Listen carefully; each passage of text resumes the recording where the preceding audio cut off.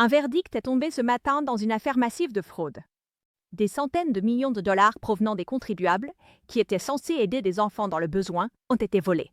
Le procès a duré 6 semaines, mais le jury n'a eu besoin que de 5 heures pour décider du sort de la femme jugée responsable.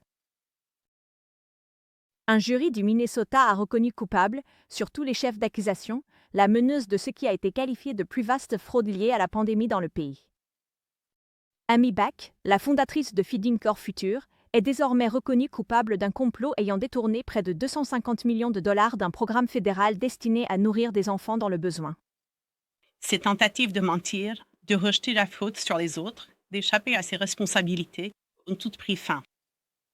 Ce que Back et ses co-accusés ont fait est répréhensible. Back, ainsi que son co-accusé Salim Sayed, ont été reconnus coupables de complot, de fraude électronique et de corruption.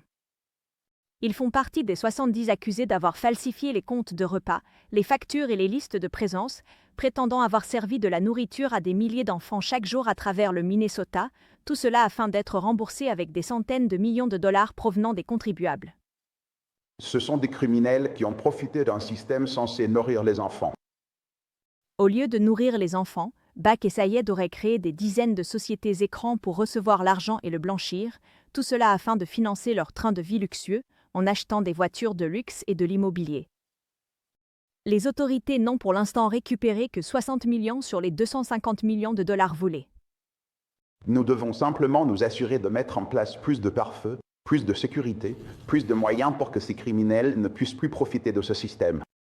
Eux deux sont détenus sans possibilité de libération sous caution et devraient écoper de lourdes peines de prison lors de leur condamnation.